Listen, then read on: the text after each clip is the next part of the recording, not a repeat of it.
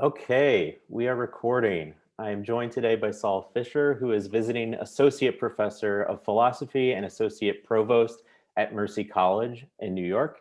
So thank you so much for joining me, Saul. Great pleasure to be here.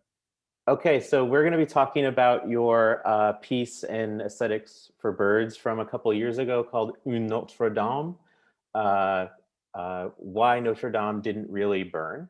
And obviously, you're talking about the fire that devastated Notre-Dame Cathedral. And so, could you just give us a bit of background on the history of the cathedral before we start getting into the Sure. nitty Absolutely. gritty? Right. Right. And what I'm going to do is I'm going to share my screen and we'll get a picture of it so that we can um, all follow along at home. And you tell me if this is working. Looks good. That's good. Looking good. All right. So this is a cathedral. It's probably among the, I would say, 3, 4, 5 best known buildings in the world, would be my guess. And built in the 13th century or over the course of the 13th, maybe even earlier than that century. But the construction did last maybe a good couple of hundred years initially. And then over time, there were quite a number of additions and modifications. So like anything that might last, say, 700 or 800 years, so you would expect that there would be some changes en route. In fact, there was a major renovation done in the middle of the 19th century that was designed and coordinated by a rather well-known architect, Eugène Emmanuel Viollet-le-Duc, who had a lot of ideas about what should be entailed in a renovation and conservation, which are relatively controversial. We'll leave all those aside. The thing that he did that he's best known for in the case of Notre-Dame, well, it's two things. One is that he is responsible, or his design was the spire to the rear of the two towers that you see in front of you. You can barely make out the spire in this particular photo. I'll show another photo or two that shows it in, actually, I think the next photo, there you go, full on shot of the spire. And then he's also well known for having added the gargoyles that we often associate with Notre-Dame, particularly in thinking about such things as the Hunchback of Notre Dame. So those two additions were relatively controversial in his time. There was another spire atop the roof previously, but it was not nearly as dramatic as this one.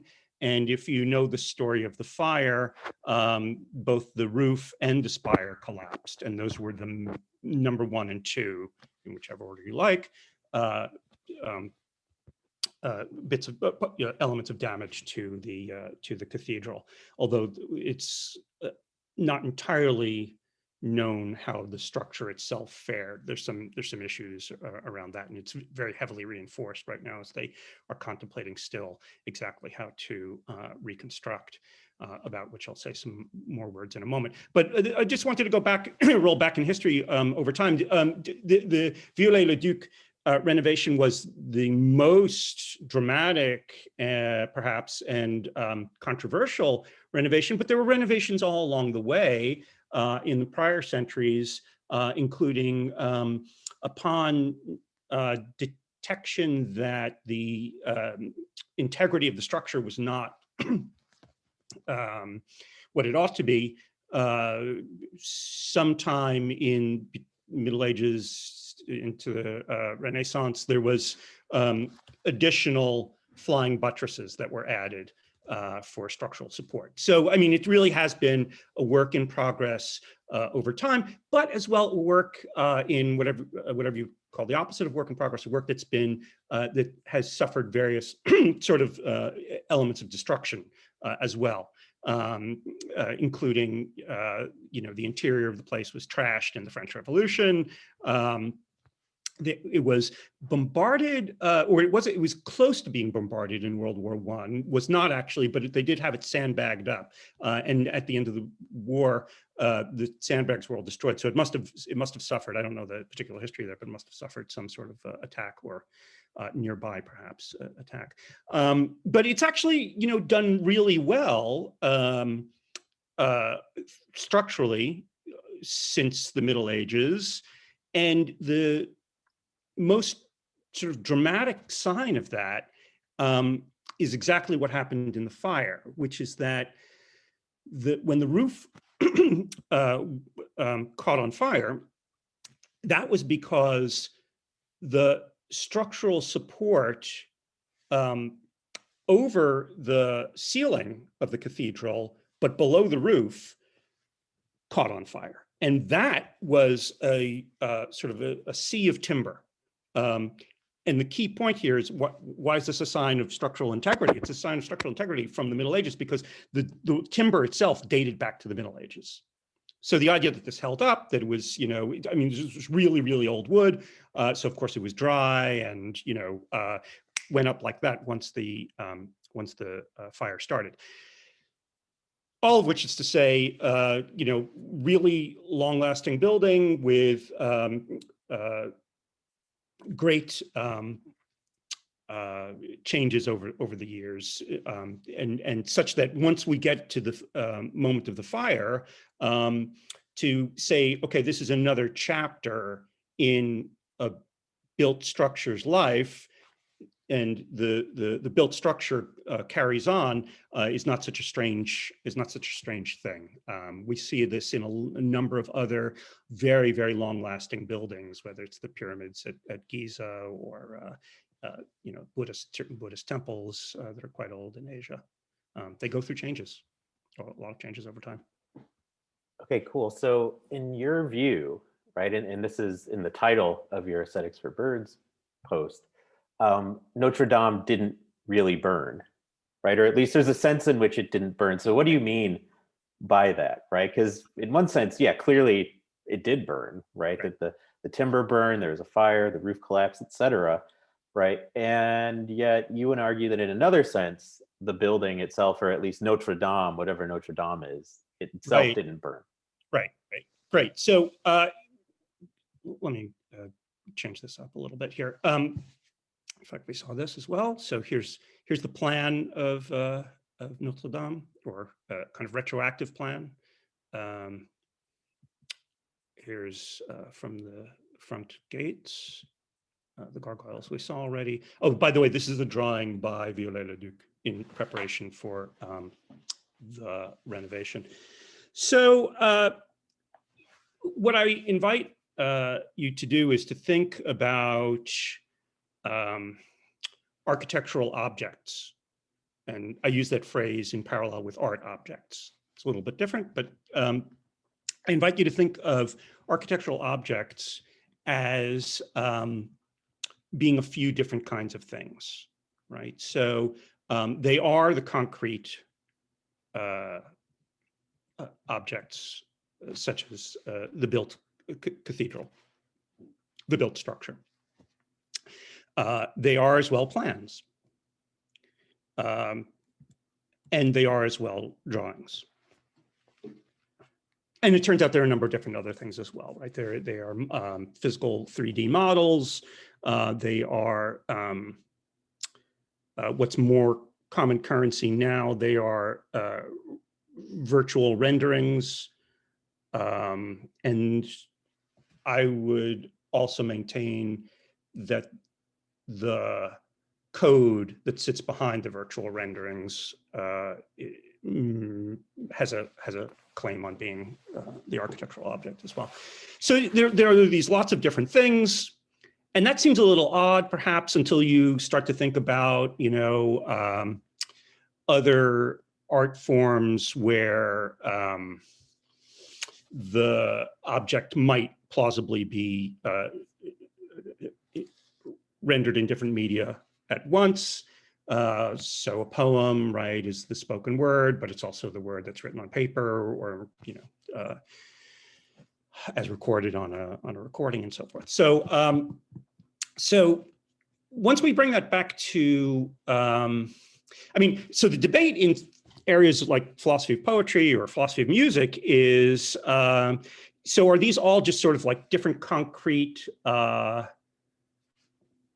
objects, or are we talking about something here that actually maps onto a kind of common entity lurking in the background in Platonist fashion, right? And the answer I offer is it's the latter, right? So there's no denying that there are these built structures out there, and we're both sitting in one, if I'm not mistaken. So they surely exist as physical things. The question is, are they and I'm happy to call them architectural objects, right? Built structures are architectural objects, and again, so I maintain are all these other sorts of objects, the drawings, the plans, the models, the virtual renderings. And so the way I best explain that is to say, oh, and by the way, these are all instances or realizations of instantiations or realizations of an abstract object that's lurking in the background. And it's got to be a created abstract object, right? It hasn't been around forever. That wouldn't really make much sense. But once it's out there and has been created, it sort of goes on eternally the way we hope and expect abstract objects to do. So, you know, this is not a intuitive view, I think, for most people. So that's my challenge to try to address the non-intuitiveness. Okay, so Notre-Dame then is an abstract object rather than a concrete thing, or I mean, there is the concrete thing, but or rather a set of concrete things that have claimed to be Notre-Dame, and they're really just instances of this more abstract thing that is Notre-Dame. And so when the flying buttresses were added later, right after it was built, do we have a new abstract object or a change to the physical object, right? And so my question is, you know, about the ontology, obviously. And so, you know, you change the structure in some way, you add flying buttresses, you change the spire, you add something, you subtract something, you know, you've changed the physical object clearly, right? But Right. has the abstract, do we have a new abstract object as a result of those changes to the concrete thing?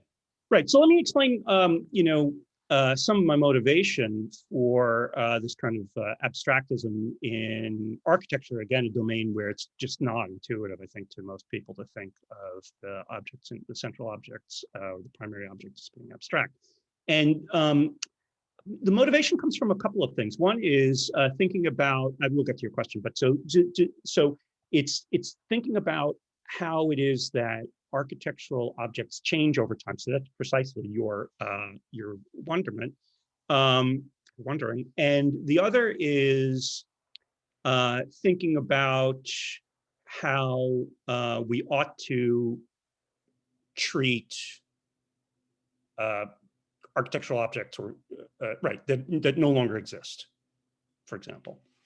There's some other motivations, but those are two that are compelling for me. And the question that arises in all such cases is why is it that we're willing to say those things are architectural objects altogether, that is to say, for those that no longer exist, right?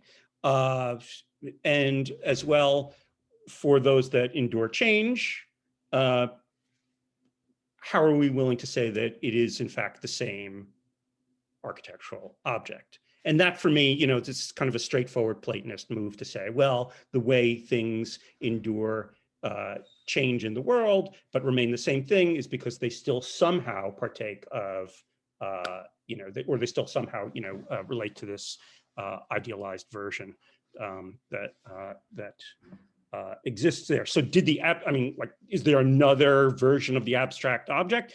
I don't think you need to do that. I think what you need to say is something like, you know, there's a broad definition for each abstract architectural object that captures certain range of variation, right? If you go way beyond that range of variation, right? If you added, you know, a giant sort of bridge straight across the Notre-Dame, because Paris always has traffic problems, then you might say maybe we're talking about a different abstract object at that point. It's kind of an amalgam cathedral bridge, something like that. It's just a new thing. The old one is there, but the built structure has been changed, and so dramatically that we have to be talking about an abstract object. So what are the boundaries there? I don't know. There's a lot of gray area there. But here again, I would say let's look to another art form. Music comes to mind, where I think similar problems pertain, right? So when is it that we want, if we're an abstractist about musical works, when is it that we want to say we're talking about a new work in the case of those that are amended or, rescored or, have odd interpretations and so forth. So, so I think they're pretty similar issues there, and I would answer them in similar fashion. There's a certain sort of set of boundary conditions that apply, and of course, in the case of a living architect, it's very easy to say because they'll often get to determine, right? But for something like this, 800, 700, 800 years old, that's long gone. But from a kind of art historical or architectural historical perspective, we get to say more or less this counts and this doesn't count. And by the way, we do this, right? We do this in a practical, professional way when we have, say, a landmarks commission determining whether something is an okay renovation or not, right? So this is something that I think that as the practice concerns, I think this actually maps onto the practice in some way, shape or form, because they surely do that with buildings where the architect is long gone, the firm is not around, and so they have to make some calculation in that regard. Okay, interesting. And yeah, so I think the parallel with music is a good one, right? That typically, when there's sort of a weird performance of a score, right, or of a song or something, that we just say it's a version of it. And the person would have to do a lot to it, make so many changes that we'd say, no, this is not a version of the work. They've just created a new work based on the work, like it's a fantasia on right. This other work. So it's historically linked to this other thing, but it's not an instance of that work. And so, yeah, there would have to be really substantive changes to the structure of Notre Dame to say that, yeah, it's not the same cathedral anymore. It's a new thing, that takes this old thing and Frankensteins it with some of these other elements to create a brand new architectural object. Right. So, yeah, I mean, the question that often gets posed for someone who holds these sorts of non-intuitive views like myself is this isn't the sort of way that architects perhaps conceive of their structures. They have these intentions to create built structures. They're not particularly happy if their works don't get built, right? They live with that as it's just sort of a fact of architecture. A large percentage of works don't get built, probably substantially larger percentage don't get built than do get built. But their aspiration, their intention is to design something that ought to be built, about which I say that's actually not true, right? So, and it's not just because they, have seen the vast array of buildings that they've designed that have not been built, but rather that, first of all, there's a great deal of fantastical architecture or fantasy architecture, paper architecture, sometimes called, the purpose of which is to design a structure, but not necessarily, and perhaps not at all for the purposes of being built. And yet I think we want to look to those as we would say the drawings of Piranesi and say those are architectural works of a kind. And yes, the paper is a little bit of a problem, but not if we think of them as the abstract objects that, as it were, sit behind the paper. So.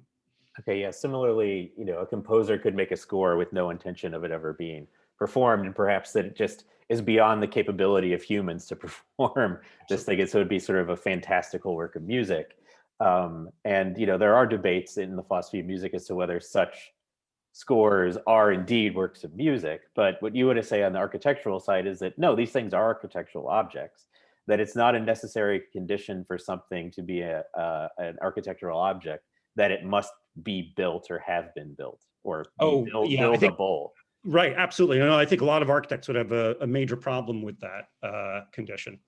And so again, referring back to the practice, sure, if you're an engineer, it has to be buildable. And if you're the client, it has to be buildable, whether you're the pharaoh or a major developer today. But certainly from the architect's perspective, from the creator's perspective, if that's supposed to hold any water for us, then I think we have to say that buildability is not a necessary condition.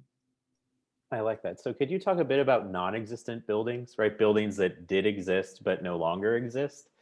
Because I think that's a really interesting topic. So could you say a Sure. bit about that?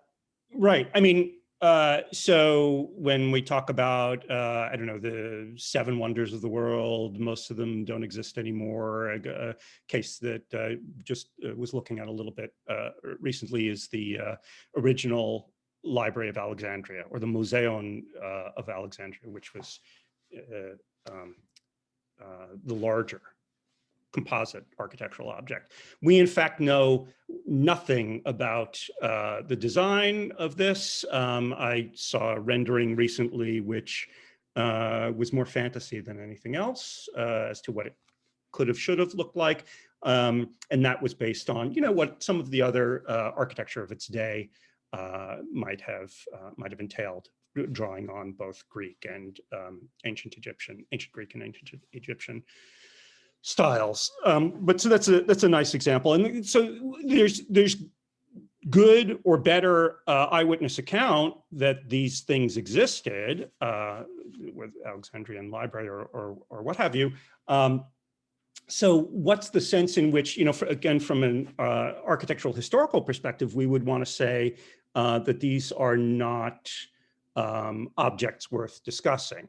And yet, sure, we could just say that from a concretist perspective, they're historical objects that simply don't exist. That's an available move.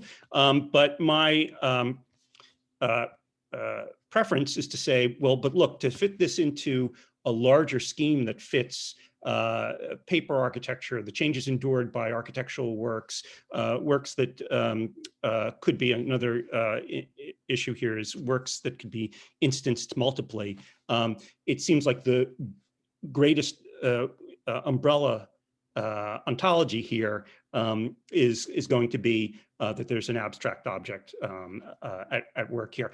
And that really gets me to, you'll notice that I ran through a range of different cases. And I think the crux of my thinking here is that we do want a monist ontology for architectural objects. You could argue with that, right? I guess that's possible, but I think that there's something that's clean about that, and as well, I also think it maps onto actual practice. Speaking of which, when I say practice, I don't mean only architects, I do mean as well architectural historians. I think they speak about, to take the Alexandrian Library again, I think they speak about it as if, and similar objects, as if they are actual works to be considered as we would built and extant works. Okay, yeah, so there's a sense in which the Library of Alexandria exists still.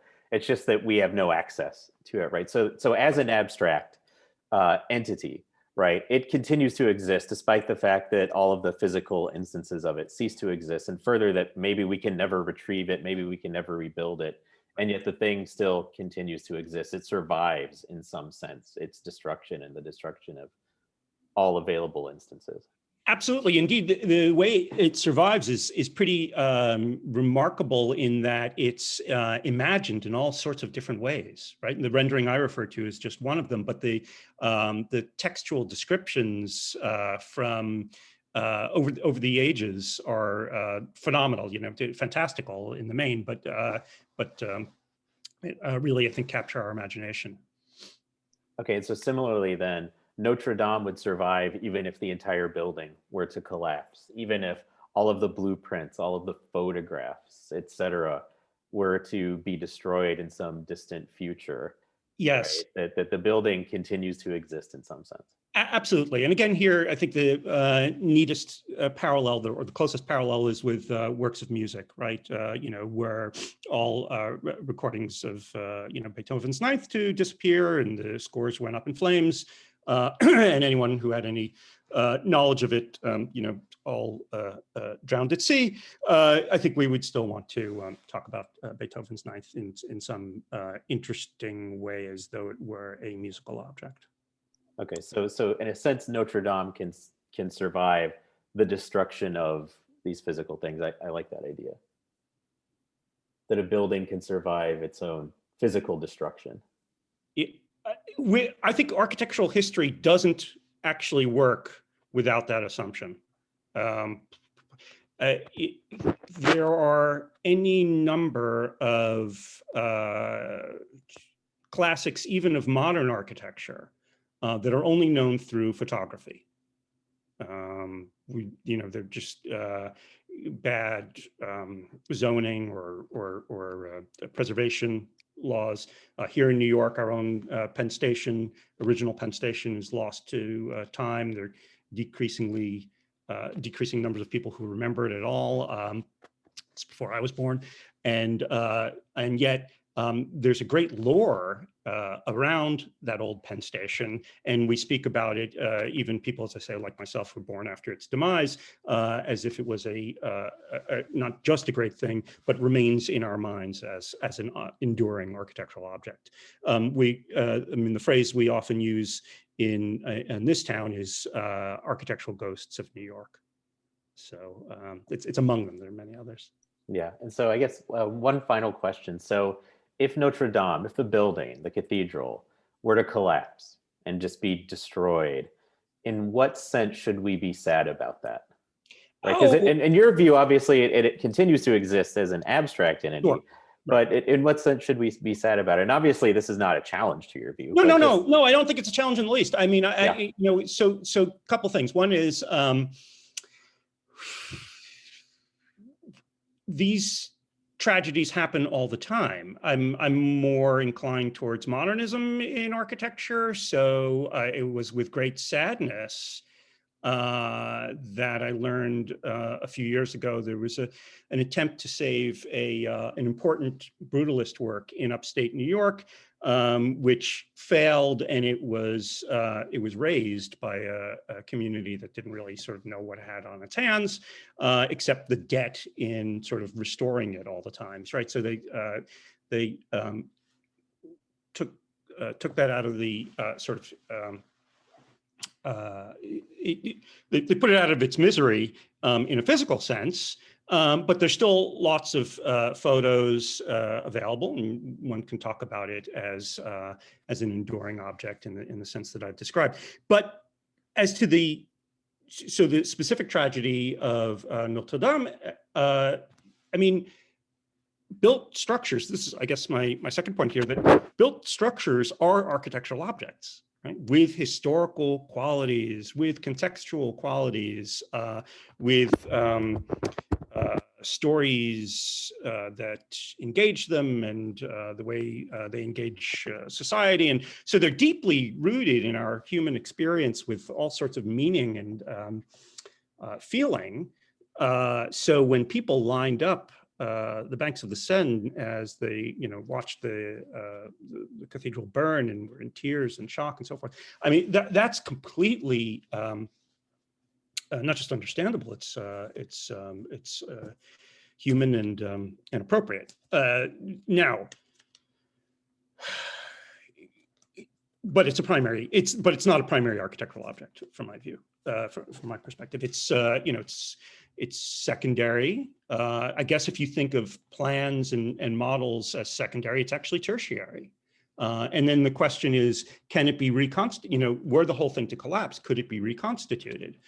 And that's where things get a little tricky, right? It could be, and there are reconstituted buildings out there. There's a cathedral in, I want to say Berlin, that was reconstituted. There's a synagogue in Jerusalem that was reconstituted, and in various other cases along the way. And so are those the originals? Well, they're not the original built structures, but they are new instantiations to a degree, at least, of the abstract object. How closely they hew to that? Well, the story is that with new construction and engineering techniques, they often veer pretty far from sort of the original construction and engineering. But I would maintain that they are indeed instances of the abstract object, if done within that spirit. Okay, that's interesting, right? And so the human connection is more to what, in your view, are the tertiary objects ontologically than it is so much to the abstract objects, right? So when we lose a cathedral, we lose a synagogue, and it's rebuilt, right? We have, it could be a replica or it could be a whole brand new building that looks nothing like the original, right? And if it is a replica, right, and we'd be inclined to call it a replica, sure, right? You sort of have to imagine a causal historical history, that's continuous with this building, even though it's not continuous, right? Not with the physical structure. It's not exactly so. Exactly so. Right. Dom Lopez has written on how this phenomenon of this Japanese shrine that gets ritually burned every 10 years or something like that, and then gets reconstituted. And I think the way my story accounts for this is to say, well, it actually is the same object working in the background, but it's simply instantiated anew every 10 years. Okay, excellent. So thanks so much, Saul. I really appreciate your time. My pleasure. I just want to share with you one further picture, if I may. Oh, absolutely. And it's, if you like, it's this. I realized that, like Philippe Petit in 1971, walking across the tightrope of his high wire act, walking across the towers of Notre-Dame, I do understand that my abstractism in architecture is sometimes a high wire act. I love it. Thanks, Saul. Thank you. Take care. Yep, take care.